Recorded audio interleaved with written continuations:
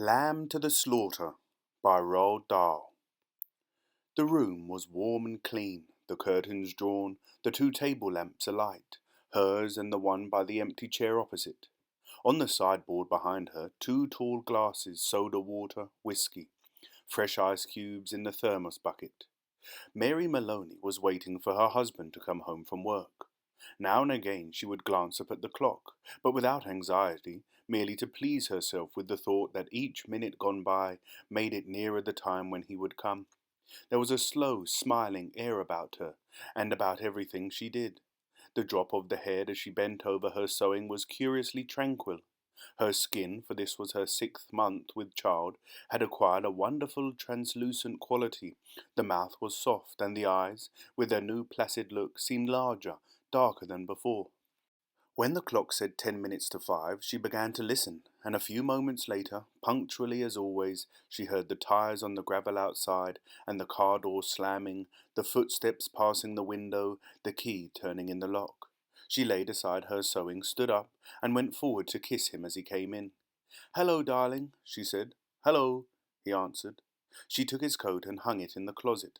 Then she walked over and made the drinks, a strongish one for him, a weak one for herself, and soon she was back again in her chair with the sewing, and he in the other opposite, holding the tall glass with both his hands, rocking it so the ice cubes tinkled against the side. For her this was always a blissful time of day. She knew he didn't want to speak much until the first drink was finished, and she, on her side, was content to sit quietly, enjoying his company after the long hours alone in the house.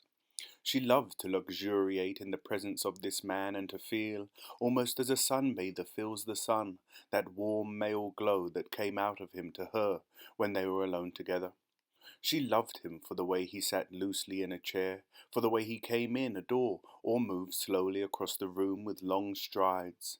She loved the intent, far look in his eyes when they rested on her, the funny shape of the mouth, and especially the way he remained silent about his tiredness, sitting still with himself until the whiskey had taken some of it away.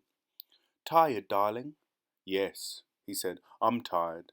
And as he spoke he did an unusual thing. He lifted his glass and drained it in one swallow, although there was still half of it, at least half of it left. She wasn't really watching him, but she knew what he had done because she heard the ice cubes falling back against the bottom of the empty glass when he lowered his arm.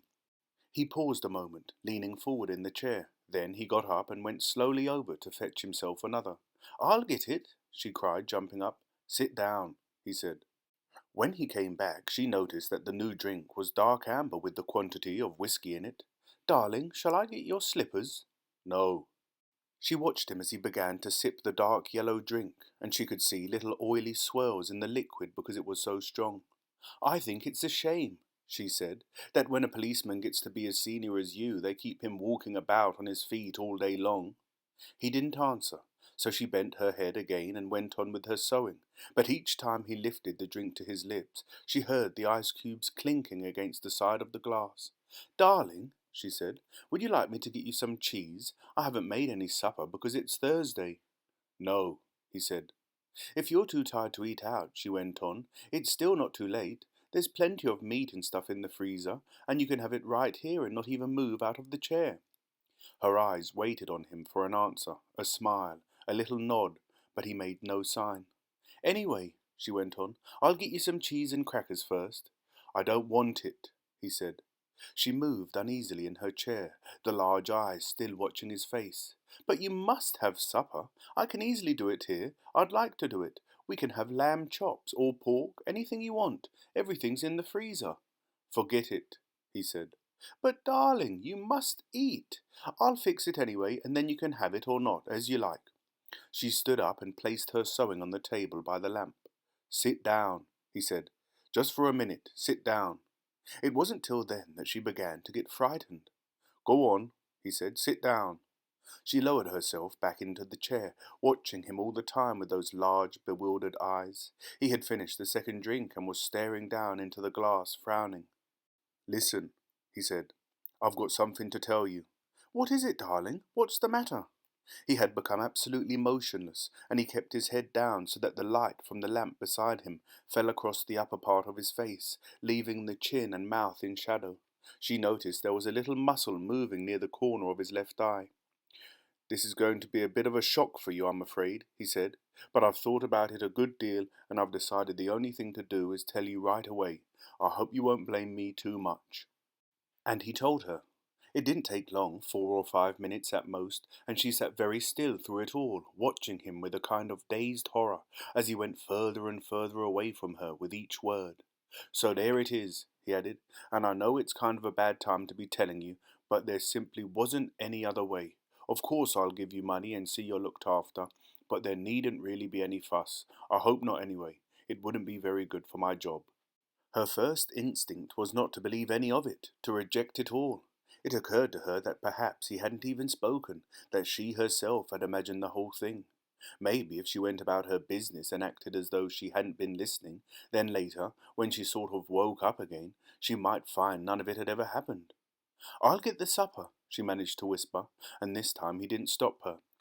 When she walked across the room, she couldn't feel her feet touching the floor. She couldn't feel anything at all, except a slight nausea and a desire to vomit. Everything was automatic now.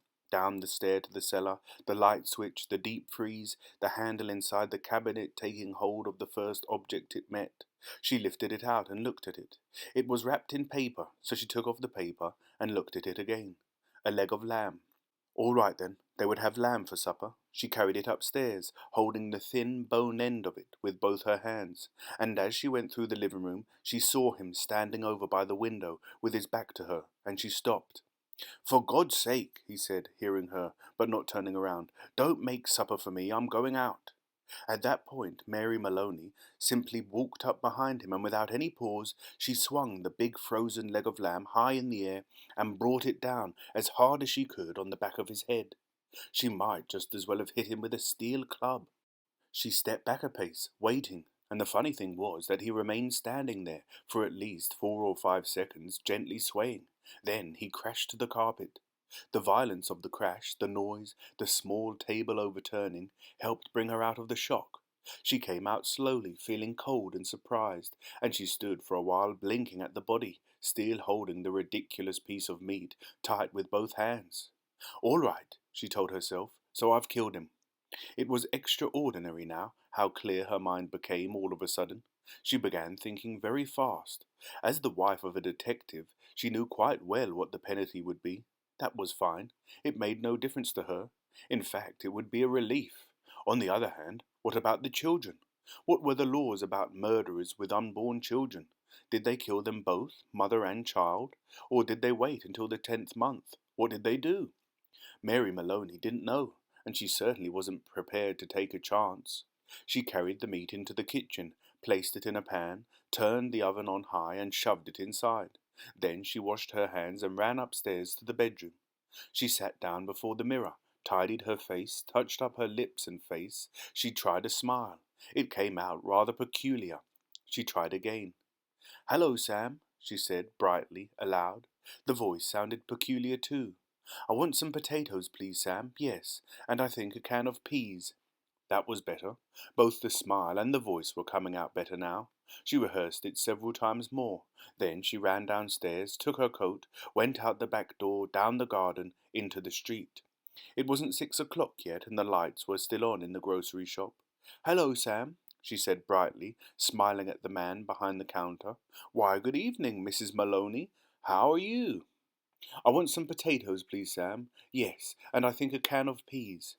The man turned and reached up behind him on the shelf for peas. "Patrick's decided he's tired and doesn't want to eat out tonight," she told him. "We usually go out Thursdays, you know, and now he's caught me without any vegetables in the house." "Then how about meat, Mrs. Maloney?" "No, I've got meat, thanks. I got a nice leg of lamb from the freezer." "Oh." "I don't much like cooking it frozen, Sam, but I'm taking a chance on it this time. You think it'll be all right?" "Personally," the grocer said, "I don't believe it makes any difference. You want these Idaho potatoes?"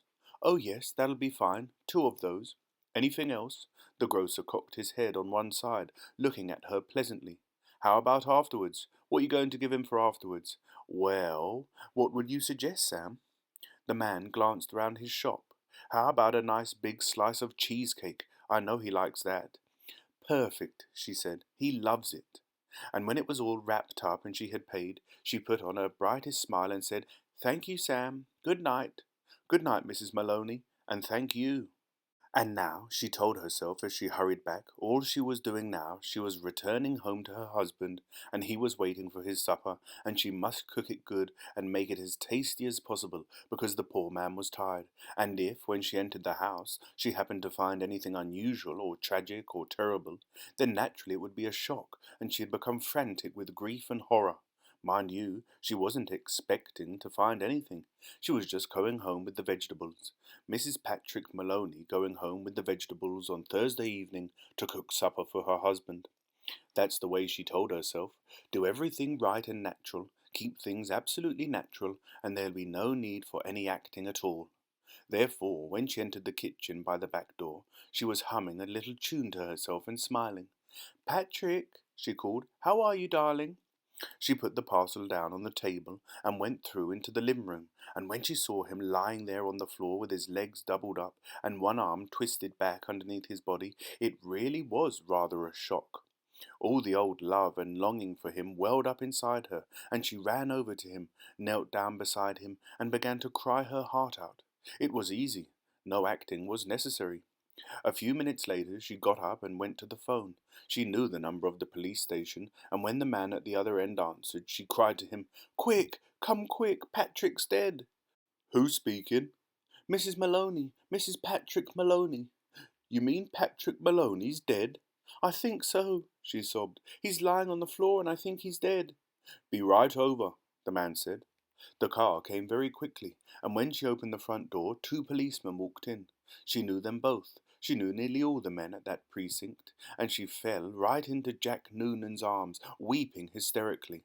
He put her gently into a chair, then went over to join the other one, who was called O'Malley, kneeling by the body. "Is he dead?" she cried. "I'm afraid he is. What happened?" Briefly, she told her story about going out to the grocer and coming back to find him on the floor. While she was talking, crying and talking, Noonan discovered a small patch of congealed blood on the dead man's head. He showed it to O'Malley, who got up at once and hurried to the phone. Soon other men began to come into the house, first a doctor, then two detectives, one of whom she knew by name.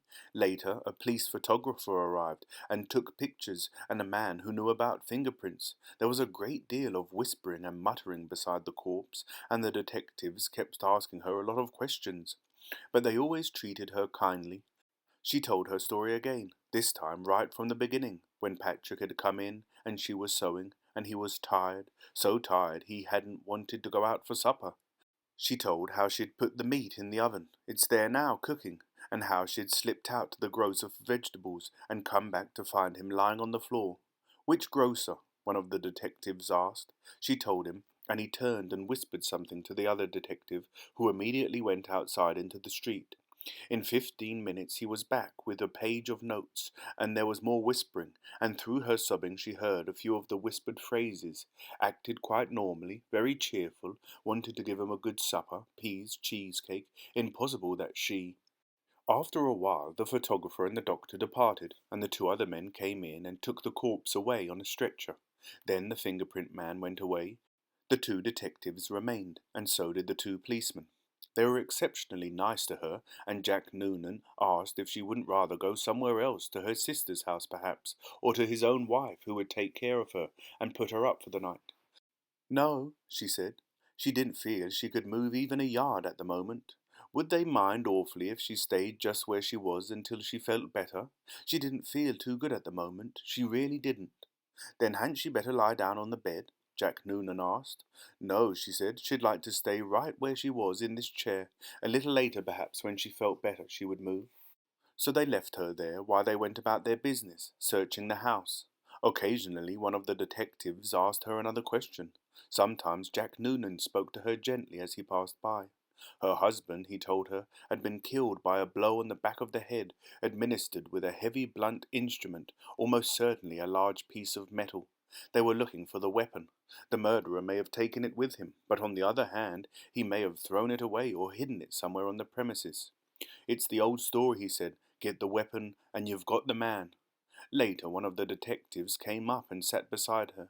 Did she know, he asked, of anything in the house that could have been used as the weapon? Would she mind having a look around to see if anything was missing? A very big spanner, for example, or a heavy metal vase? They didn't have any heavy metal vases, she said, or a big spanner. She didn't think they had a big spanner, but there might be some things like that in the garage. The search went on. She knew that there were other policemen in the garden all round the house. She could hear their footsteps on the gravel outside, and sometimes she saw the flash of a torch through a chink in the curtains. It began to get late, nearly 9, she noticed by the clock on the mantel. The 4 men searching the rooms seemed to be growing weary, a trifle exasperated. "Jack," she said the next time Sergeant Noonan went by, "would you mind giving me a drink?" "Sure, I'll give you a drink. You mean this whiskey?" "Yes, please, but just a small one. It might make me feel better." He handed her the glass. "Why don't you have one yourself?" she said. "You must be awfully tired. Please do. You've been very good to me." "Well," he answered, "I'm not strictly allowed, but I might take just a drop to keep me going." One by one the others came in and were persuaded to take a little nip of whiskey. They stood around rather awkwardly with their drinks in their hands, uncomfortable in her presence, trying to say consoling things to her. Sergeant Noonan wandered into the kitchen, came out quickly and said, "Look, Mrs. Maloney, you know that oven of yours is still on and the meat's still inside." "Oh, dear me," she cried, "so it is. I'd better turn it off for you, hadn't I?" "Will you do that, Jack? Thank you so much." When the sergeant returned the second time, she looked at him with her large, dark, tearful eyes. "Jack Noonan," she said. "Yes?" "Would you do me a small favour, you and these others?" "We can try, Mrs. Maloney."